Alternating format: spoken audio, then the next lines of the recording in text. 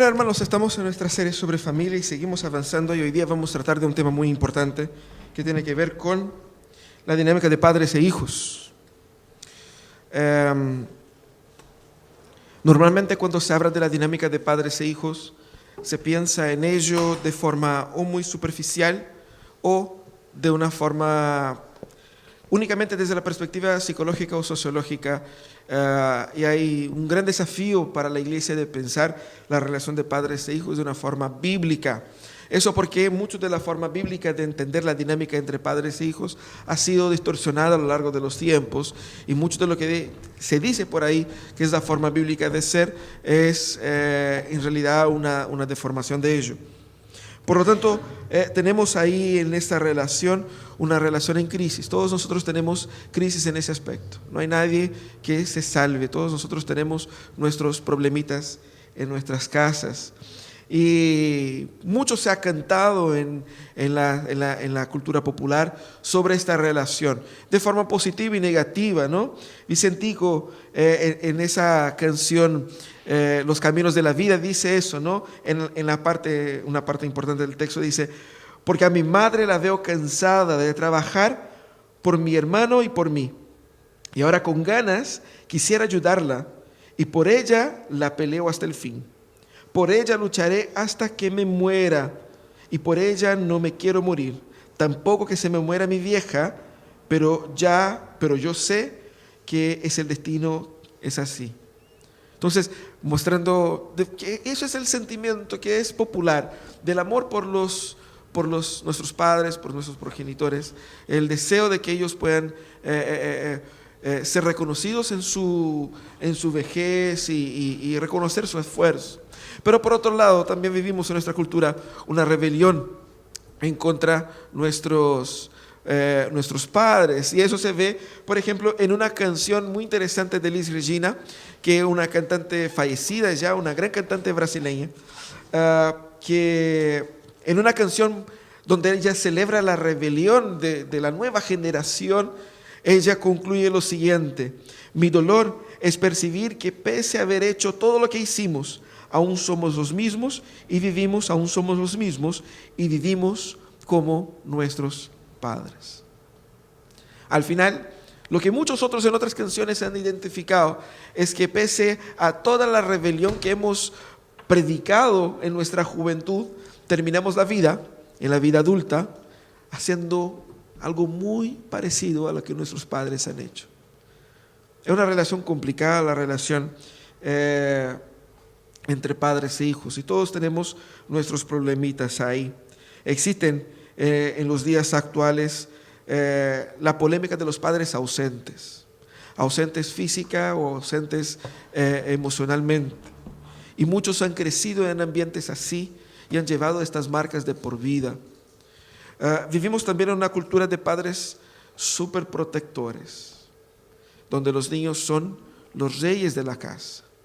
Los niños son los amos y los padres son sus siervos. Son impedidos de experimentar cualquier roce, cualquier atrito, cualquier dificultad en la vida, y todo se les es entregado.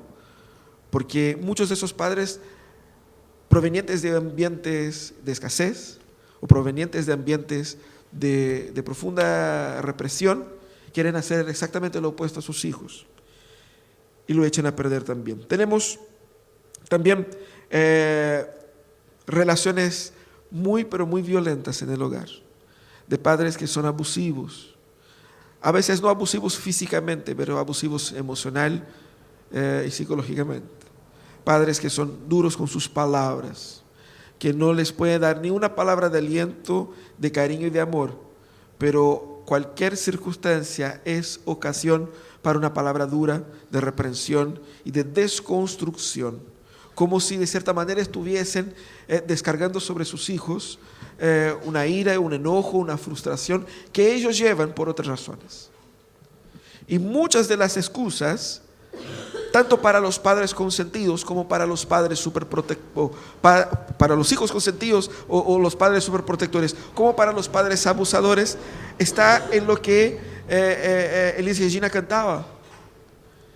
Estamos haciendo eso por culpa de nuestros padres, porque mi padre fue muy agresivo, yo soy hiper protector o sobreprotector. Porque mi padre era ausente, yo soy extremadamente presente. O porque mi padre hizo eso conmigo, yo tengo que hacer eso también con mis hijos. Y esas perspectivas de la forma como vivimos en comunidad, en familia, nos dejan marcas. Marcas que van a afectar la forma como nos relacionamos con nuestra futura pareja. Marcas que vamos a llevar para nuestra futura familia. Marcas que vamos a llevar de por vida. Por lo tanto, es muy importante hablar de esa relación entre padres e hijos. Y nosotros tenemos ahí que entender la dinámica y el valor de la familia y de la formación en el hogar. Ayer nosotros estuvimos en la conferencia de Movimiento Familias de Acogida, que fue de mucha bendición y que fue de un gran impacto emocional también para nosotros, pero que nos llama atención sobre la importancia de la formación, sobre todo de los niños en su primera infancia, en sus primeros días, en sus primeros meses. De que hay impactos emocionales que se convierten en impactos físicos en estos niños que ellos van a llevar de por vida. Lo que ellos viven en sus primeros días, 10, 15, 20, 50, 60 días, puede generar un impacto que va a afectar toda su vida. Por lo tanto, es algo muy serio. La formación familiar es algo muy serio y es algo que nos afecta mucho porque viene a definir lo que somos. Es interesante porque en la instancia es donde nosotros tenemos la primera instancia, en la familia es donde tenemos la primera instancia de autoridad. Porque es en la familia donde entendemos por primera vez quién manda. Desde la familia es que se proyecta todas las demás instancias de autoridad. Es decir, el respeto al profesor en el jardín, el respeto al funcionario, al carabinero, al alcalde, al concejal, proviene del concepto que yo he aprendido de autoridad dentro de mi hogar. Y más, el concepto de autoridad que yo practico será muy influenciado por el concepto de autoridad que yo he aprendido. Luego, hemos visto aquí que los hombres son llamados a ejercer su liderazgo en la familia y muchos de esos hombres serán pésimos líderes en sus familias porque no han aprendido desde sus familias a entender cómo la autoridad funciona. Algunos han vivido bajo una profunda opresión y entienden que autoridad es imponerse, es físicamente desconstruir al otro para hacer valer su palabra. Otros han sido creados en un ambiente de profundo consentimiento y piensan que ellos son los dioses del universo. Y hay de aquel que no me escuche o que no haga lo que yo quiero. Y serán muy susceptibles a la frustración. Por lo tanto, el tema de la autoridad es muy importante en la familia. Pero la familia no es solamente el ambiente donde se consolida el concepto de autoridad, pero también es el primer aspecto donde experimentamos qué es lo que es el cuidado y protección. Es ahí donde aprendemos qué es lo que es realmente cuidado y protección. El cuidado y protección que después vamos a exigir de nuestros gobernantes en la sociedad. El cuidado y protección que después vamos a exigir de las Fuerzas Armadas ante un ataque extranjero. El cuidado y protección nace en la familia. Y esa relación de padres e hijos no es solamente una relación de autoridad, pero también de cuidado. De dar lo que se necesita para que crezca, para que se consolide, para que esté protegido de todo tipo de amenazas espirituales, psicológicas, físicas y de todo tipo de naturaleza. Pero también el ambiente familiar es donde efectivamente se consolida y se forma el carácter de la persona. Nosotros no podemos negar la crianza que nos han dado. Nosotros no podemos quizás haber escogido la familia en la que nacimos, pero es inescapable la formación que nos han dado. Fíjense ustedes, y eso hemos visto ayer ahí también en la charla que nos dio el doctor Eduardo Har. Si nosotros nos fijamos, cuando nacemos, estamos físicamente completos, pero psicológicamente incompletos. Nosotros tenemos un cuerpo, pero nuestra identidad será formada por las experiencias que viviremos en los primeros años. Lo que realmente seremos depende de esa experiencia. Y por lo tanto es tan vital, habla tan hondo en nuestro corazón el tema de la relación con nuestros padres.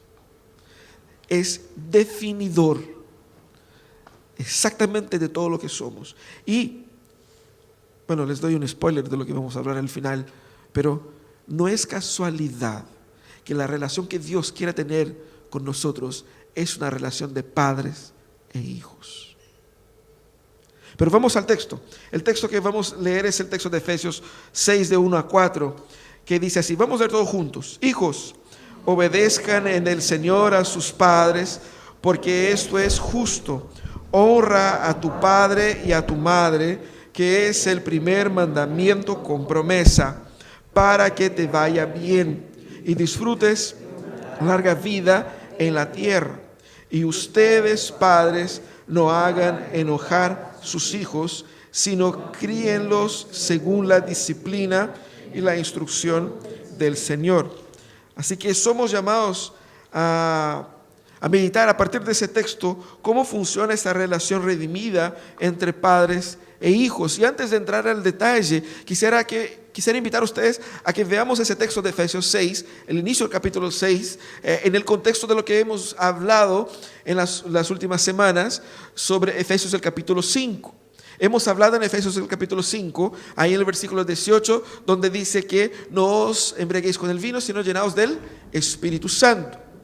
Y una de las formas de llenarse del Espíritu Santo, o de las consecuencias de esta plenitud del Espíritu Santo, es someterse unos a otros, versículo 21.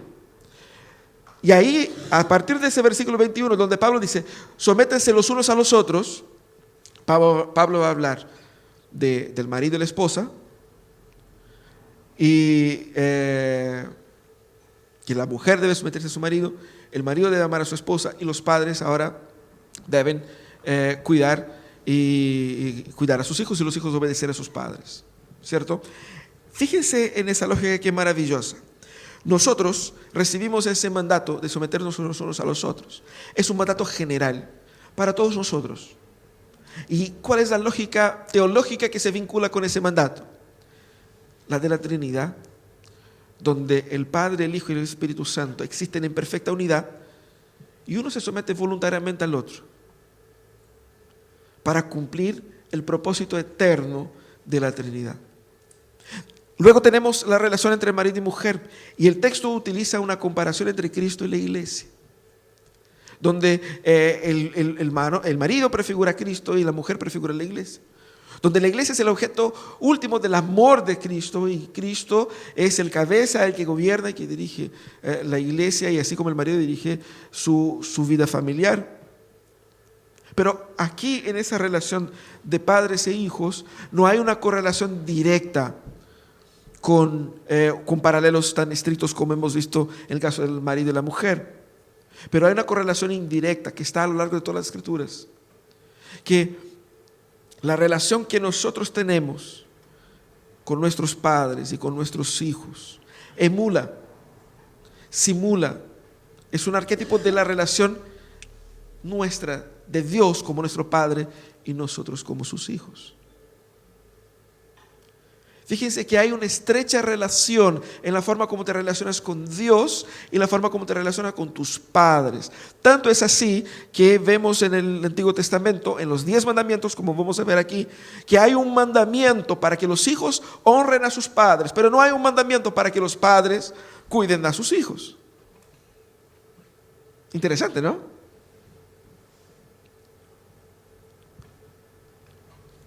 ¿Qué significa eso? Significa que la relación que tengo con mis padres, ella define y habla mucho de quién soy yo. Habla mucho de quién es Dios para mí. Y habla mucho de cómo yo veo al mundo. Pensemos en ese texto a partir de la estructura que él ha sido construido, primeramente hablando sobre los hijos y luego sobre los padres. Aquí Pablo va a hablar más sobre los hijos que sobre los padres, pero va a poner a los hijos en primer lugar. Imagínense que Pablo está entregando esta carta para que sea leída en la iglesia, y en la iglesia había, como aquí ahora, niños. Pero no solamente niños, también jóvenes que están bajo los cuidados de sus padres, y también personas que ya son adultas, pero que tienen a sus padres como personas más mayores que están bajo sus cuidados. Por lo tanto, la relación se aplica a toda la iglesia. Y eso es lo que Pablo habla aquí en ese texto. Primero, él va a hablar hacia los hijos. Y cuando habla a los hijos, lo primero que dice Pablo es: hijos, obedezcan a sus padres. Interesante que la palabra obedecer aquí es muy clara. Él utiliza un imperativo, claramente hablando de que el mandato para ustedes es de obediencia. No deja duda con relación a la intención del apóstol aquí. Él deja claro lo que se deben hacer los hijos. Fíjense que él no utiliza la palabra obediencia en la relación hombre-mujer, porque la relación de autoridad ahí es diferente. Aquí él utiliza una relación de obediencia de una forma muy clara. Ellos son autoridades sobre ustedes. Pero dice: hijos, obedezcan a sus padres. A sus padres. La palabra que él utiliza es para los progenitores. Habla tanto de la madre como del padre. Es decir, que en el ambiente familiar, tanto el padre como la madre tienen la misma autoridad en la crianza de ustedes. Obedezcan a ambos. En una cultura posiblemente más machista y centrada en la persona del hombre, era muy factible de que la obediencia al padre fuera superior a la obediencia a la madre. Pero también sabemos que es común, tanto en ese entonces como ahora, que la omisión masculina en la crianza de los hijos hacía con que la obediencia a la madre muchas veces fuera superior a la obediencia al padre. Porque el padre nunca está y la madre siempre está aquí. Mi mamá sí de verdad me muestra que me ama, porque ella sí se preocupa conmigo, pero mi padre no sé dónde anda. Y por lo tanto, lo que el apóstol va a decir es, tanto para uno como para otro, ambos tienen la misma autoridad. ¿Qué es lo que el apóstol quiere decir? Que yo necesito como hijo aprender a entender qué es lo que significa autoridad dentro del hogar. El Señor instituyó a mis padres para ser autoridad sobre mí. Cuando yo entiendo eso, yo asimilo mejor la autoridad de Dios sobre mí. Yo asimilo mejor la capacidad de que yo sea en el futuro autoridad sobre otros. El que no sabe ser liderado no es habilitado para liderar. Porque la función de los padres no es solamente ejercer autoridad de por sí, como vamos a ver, pero está en la responsabilidad delegada de Dios, porque toda autoridad viene de Dios. Nadie jamás ha recibido autoridad que no haya sido desde la parte de Dios. Por lo tanto, si tienen hijos, es porque Dios ha delegado a ustedes, no solamente el hijo, sino que autoridad de Dios, divina, para guiarles a ellos. Yo como hijo tengo que entender eso. Negar la autoridad de mis padres sobre mí sería negar la autoridad de Dios sobre mi vida. Por lo tanto, es pecaminoso. Eso es lo que el apóstol está diciendo. Es pecaminoso no obedecer a mis padres. Yo tengo que reconocer mi lugar y entender que soy hijo. Entender que en esa relación de padre e hijo cada uno tiene su lugar. Y está bien entender eso, es sano entender eso. Y esa autoridad que fue puesta sobre mis padres es para mi beneficio. Pero el texto no dice obedezcan a sus padres ciegamente, absolutamente, sino que pone con calitativos. Dice en el Señor o como al Señor. Hay una diferencia ahí. ¿Qué significa? Que la sumisión a los padres, la sumisión a Cristo está incluida en la sumisión a los padres. Obedecer a los padres es una forma de obedecer a Cristo. Pablo está hablando a la iglesia, Pablo está hablando a cristianos.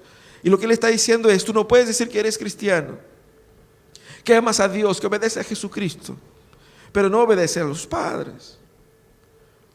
Porque esa es una evidencia de la primera comprensión de autoridad en la familia. Pero él dice también que esa forma con la que el hijo obedece es una forma también espiritual, como al Señor, con la intención de que el Señor sea más glorificado. Y eso es interesante, ¿no? Al obedecer a mis padres, estoy obedeciendo a Dios. Porque el orden que viene de ellos es un orden que viene de Dios. Normalmente, y el problema reside en que no siempre estamos de acuerdo con nuestros padres.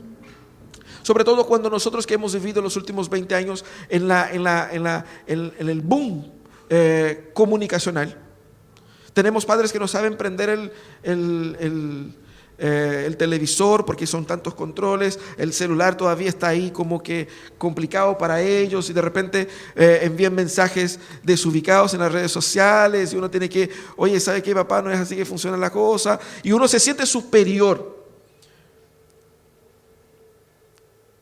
Pero fíjense que ese sentimiento no es nuevo, siempre ha sido así. Pero la palabra del Señor nos ha mostrado que es exactamente por la ingenuidad de nuestros corazones.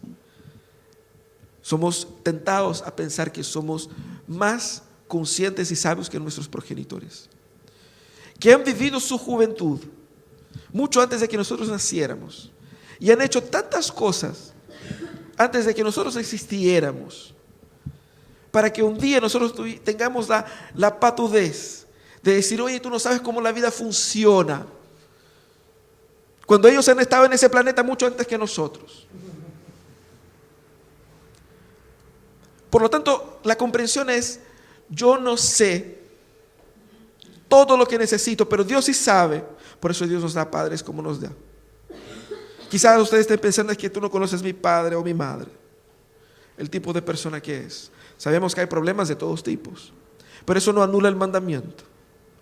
Y el mandamiento limita como al Señor. Y utiliza un argumento muy importante, que es el argumento del mandamiento central del Antiguo Testamento. Pablo cita aquí el mandamiento donde dice, honra a tu padre y a tu madre. Literalmente lo que Pablo está haciendo en ese texto es tomar el mandamiento y aplicarlo de una forma más explícita, porque el mandamiento es mucho más amplio. Honrar es mucho más que simplemente obedecer. Honrar implica en cuidado, honrar implica en protección, honrar implica en respeto, honrar implica en la forma como yo trato. Y aquí obviamente Pablo está siendo muy explícito. Honrar significa explícitamente obedecer. Por lo tanto, yo tengo que entender eso.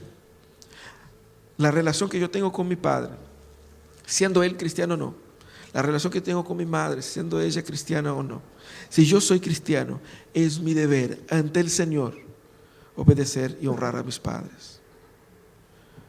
Porque haciendo así, yo doy muestras de que mi corazón está doblegado humildemente a la autoridad de Jesucristo. Lo que existe con tanta frecuencia en nuestros días son de personas que se dicen cristianas y que son sumamente arrogantes en su trato familiar. En la iglesia somos corderos, ovejitas, blanquitas, peinaditas, hermosas, pero déspotas en nuestros hogares. No es así como el Señor nos ha llamado a vivir, y tenemos que confrontar eso en nuestros corazones. Interesantemente, el texto utiliza la promesa que hay en el mandamiento para dar una motivación a nosotros. Dice que haciendo esto, nosotros vamos a encontrar prosperidad y vida y larga vida. Por lo tanto, el apóstol Pablo lo que está haciendo es llamar atención a una promesa del texto.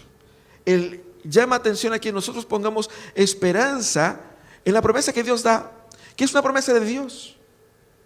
El texto dice que el texto del Pablo dice que es el primer mandamiento con promesa. Obviamente que hay una discusión ahí, porque el mandamiento anterior ya incluía una promesa. Algunos dicen que no es el primero en orden o en calidad, sino que es un mandamiento primordial que contiene una promesa. Ahí hay una discusión y no está resuelto el tema, pero el punto es, hay una promesa. Y la promesa tiene que ver con la forma como yo viviré a la luz de ese respeto. Fíjense que no es un mandamiento menor. El mandamiento de honrar a los padres es fundamental y por los judíos será considerado uno de los más importantes. Nuestra cultura no ha puesto eso como uno de los más importantes, pero sí era en la cultura hebrea y sí es en el marco de las Escrituras, porque toda la experiencia cultica, social y toda la proyección para la vida nacía de esa exacta relación entre padres e hijos. Por lo tanto, la esperanza de prosperidad dependía de ello. Hoy día muchos están buscando en ver la vida de una forma opuesta a eso. Desmarcándose de mis padres, yo tengo mayor perspectiva de proyección.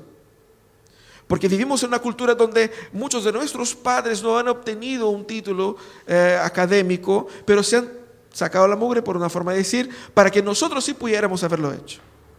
Y muchos en nuestra cultura son los primeros profesionales de la familia y han llegado económicamente a situaciones donde nuestros padres no han estado.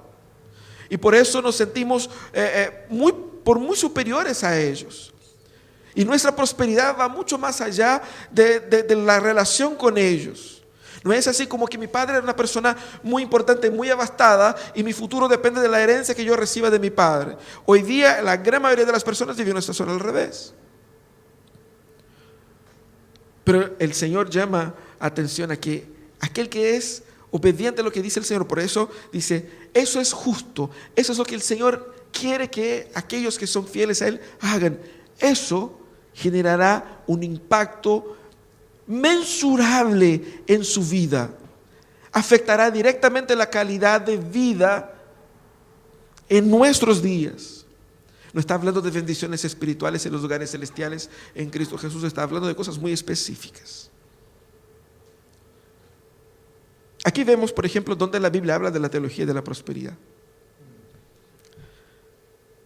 Esa es la teología bíblica de prosperidad. No significa que no vayamos a tener problemas y no vayamos a tener crisis, o ni siquiera significa que vamos a vivir todos seguramente muchos años, no. Pero que sí hay una promesa que puede constatarse de forma sociológica incluso, de que hijos obedientes tienden a tener un estilo de vida más seguro y más productivo y por lo tanto con mayor ganancias que aquellos hijos rebeldes que se rebelan contra sus padres, que se rebelan contra las demás autoridades y que terminan por autodestruirse. Esa es la lógica del texto. Eso es lo que debemos entender. Nicodemos enfatiza aquí lo que dice el apóstol. Dice, el apóstol desea enfatizar que la obediencia a los padres no es ocasional, sino continua. Una de las áreas en que la sociedad moderna muestra más claramente su debilidad es exactamente aquí. Existen ondas de ilegalidad, desobediencia, transgresiones, porque las personas no aprendieron cuando niños a obedecer y respetar a las autoridades continuamente. Y es interesante porque el texto pone énfasis en eso, en una obediencia continua, el del medio. Sí, ahí en un momento aparece. ¿Qué significa eso? Significa que somos llamados a una obediencia continua al Señor a través de la obediencia que tenemos a nuestros padres. Ahora, ¿qué es lo que dice el texto a los padres? El texto dice lo siguiente: padres, primeramente negando algo, dice, padres, no provoquen sus hijos a la ira, sino criarlos en la amonestación, en la instrucción del Señor, o en la disciplina, en la instrucción del Señor. Primeramente, lo que el apóstol está hablando a los padres es que hay una responsabilidad mayormente masculina en la crianza, porque cuando se refiere a padres, ya no se refiere en el mismo término que se refirió al inicio del versículo 1, sino que habla específicamente a los padres varones, porque en la cultura antigua, así como la nuestra, muchas veces los hombres se lavaban las manos en la crianza de la familia, porque decían, yo cuido del trabajo y tú cuidas de los niños. Y había esa disociación entre formación y sustento.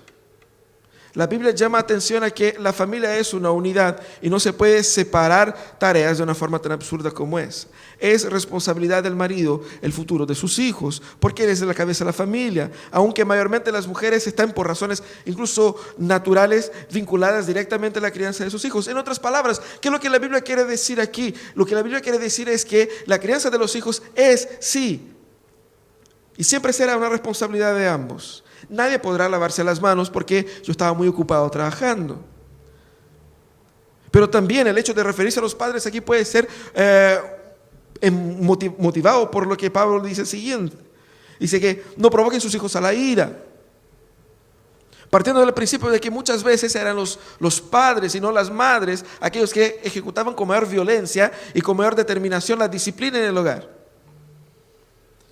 Y por lo tanto había un distanciamiento emocional mayor con el padre, y cuando el padre se hacía presente de forma violenta.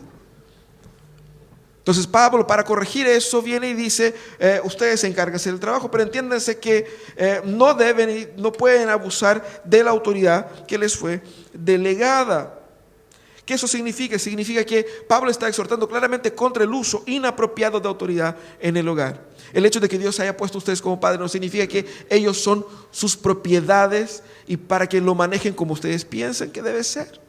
Son de Dios, pero están bajo sus cuidados.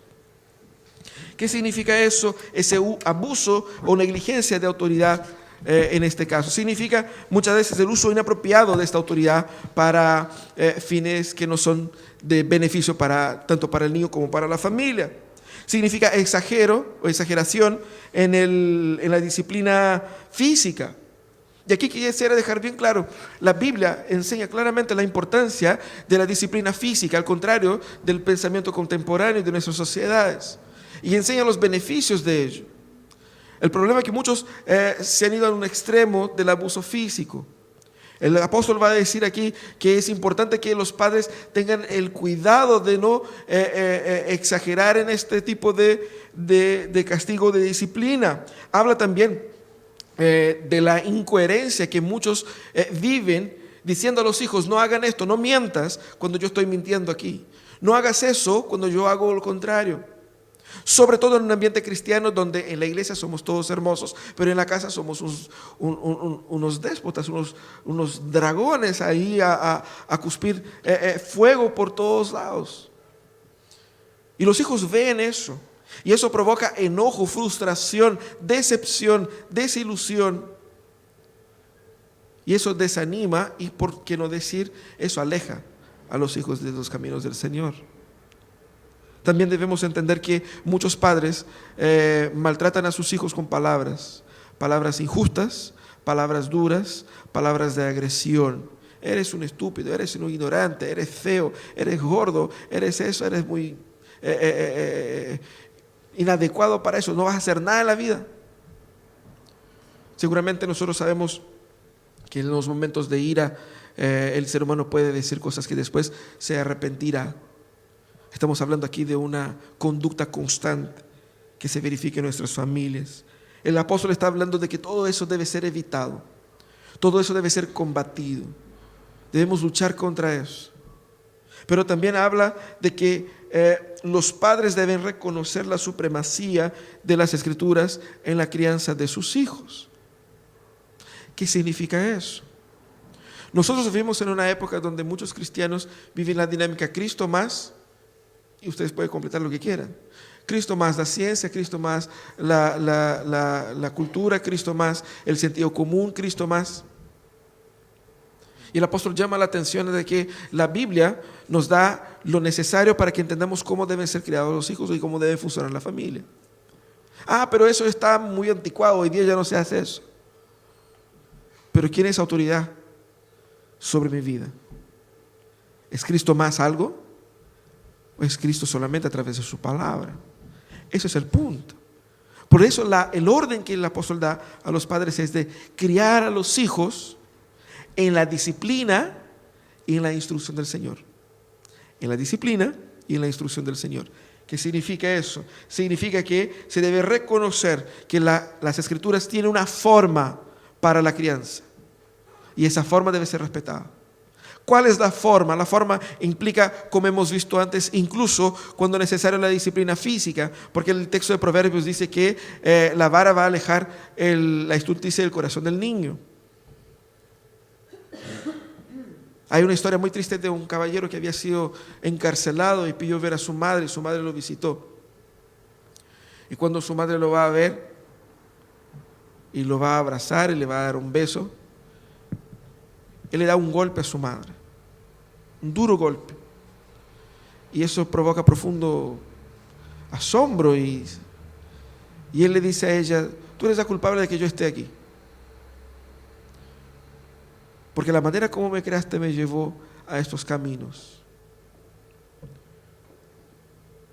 Obviamente que la forma como el muchacho hizo reaccionar su conducta también evidenciaba que no estaba solamente bien por causa de la madre, pero representaba también una verdad.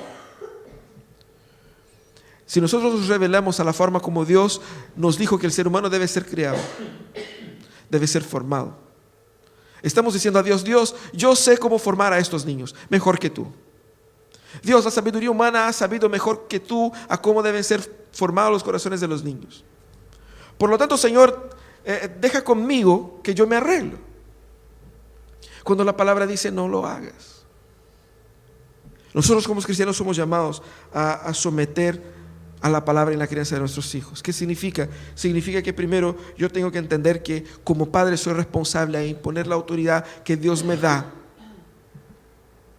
pero de forma como yo he aprendido de Cristo, a través del amor, del cuidado, de la protección, pero también a través de la disciplina. Porque como hemos leído hoy, Dios disciplina a aquellos que Él ama. Y el hecho de que somos disciplinados por Dios significa que somos sus hijos, porque la disciplina es para los hijos.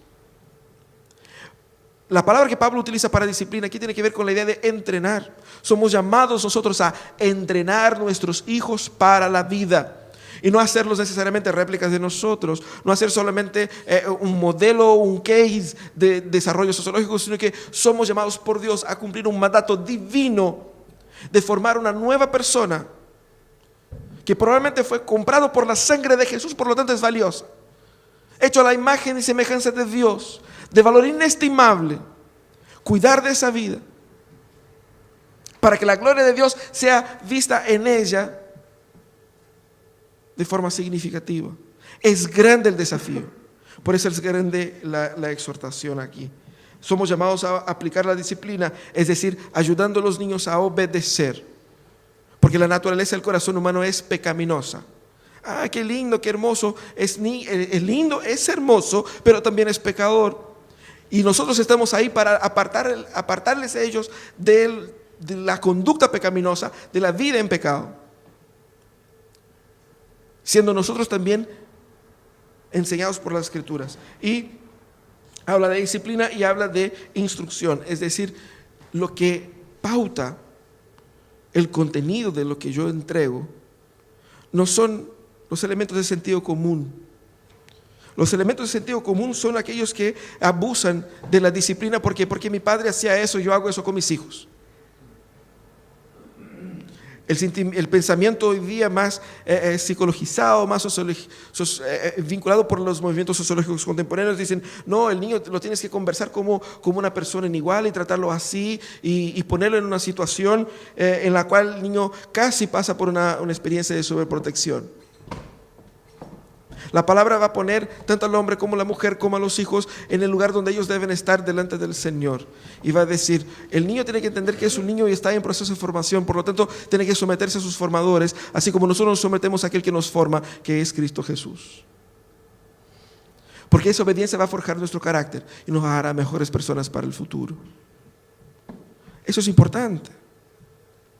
La palabra del Señor nos exhorta a ello. Nicodemos va a decir: disciplinar a los hijos no es descargar sobre ellos nuestra ira y frustración por lo que hicieron, sino más bien es corregirlos con el objetivo de entrenarlos. Cualquier disciplina hecha sin ese objetivo no es disciplina. Cualquier disciplina hecha sin ese objetivo no es propiamente disciplina. Cuando decimos disciplina no estamos hablando de violencia, agresión, estamos hablando del cuidado físico, espiritual, emocional, para que los hijos crezcan. Es el mandato del Señor para sus hijos. Pero quisiera terminar aquí hablando sobre algo, que quizás puedan surgir en nuestras conversaciones. ¿Qué pasa conmigo? ¿Qué pasa con mi situación? ¿Qué pasa con mi familia? No todas las familias son iguales y yo sé que cada uno está escuchando y aplicando a su contexto. Pero entendemos eso desde la perspectiva de la gracia. Nosotros también somos hijos porque el Señor nos adoptó. Nosotros habíamos sido botados, estábamos desheredados, maltratados por la intemperie, maltratados por el pecado, dañados tan profundamente que nuestra condición era irremediable, pero Cristo nos encontró. en un basural. Nos sacó de este basural, nos puso ropas suyas, ropas limpias. Nos limpió y nos purificó, nos alimentó y nos protegió, y nos sigue protegiendo. Él es nuestro Padre. Yo no sé la experiencia que han tenido ustedes con sus padres, si es positiva o negativa. Muchos han tenido una experiencia muy dolorosa y negativa, pero quiero que permitan que el Señor redima esa experiencia en el corazón de ustedes, mirando la experiencia que nosotros sí tenemos y es positiva con nuestro Padre espiritual, que nos amó de una forma absurda. Él nos adoptó. Por lo tanto, que la gracia de Jesucristo pueda obrar en sus corazones, librando a todos ustedes del rencor de haber pasado por momentos de angustia, de opresión, de violencia. El rencor de no haber tenido lo que ustedes encontraban lo justo. Del rencor de haber sufrido lo que ustedes entienden que no debieran haber sufrido. Que muchas veces sigue ahí, oculto, guardado. Un temor y un rencor invisible. Que, ojo, que si no es tratado, ustedes tratarán de pasarlo a sus hijos. No seamos así. Deja que el amor y la gracia de Jesucristo, que nos adopta, nos libre del rencor hacia nuestros padres, para que podamos perdonarles a ellos como hemos sido nosotros perdonados por Dios. Y quiero decir algo muy importante con relación a las familias. Muchos de nosotros no tenemos hijos y podemos decir eso. Lo que es más seguro con relación a la familia es que fallaremos. Fallaremos.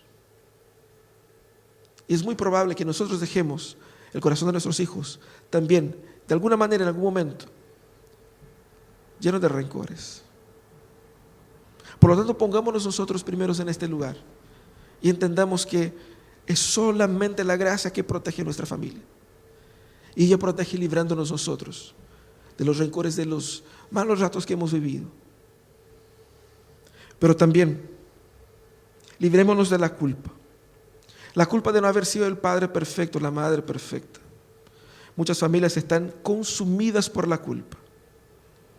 La culpa de no haber dedicado más tiempo porque tenía que trabajar. Uno tenía que tomar 2, 3 turnos para poder pagar las cuentas.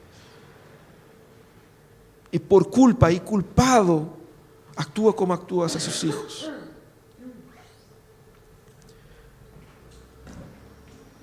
Que el Señor nos libre de la culpa, de no ser los hijos que quisiéramos haber sido, de no haber dado lo que como hijos debiéramos haber dado en el pasado. Que Dios nos perdone y nos libre de la culpa que cargamos en el corazón. Que la gracia nos absorbe de tal manera a que tengamos libertad en Jesucristo para amar nuestras familias, para amar nuestros hijos y para crearlos en los caminos del Señor, para la gloria de Jesús. Vamos a orar. Cierra tus ojos. Vamos a orar por nuestros padres, vamos a orar por nuestros hijos, vamos a orar por nosotros.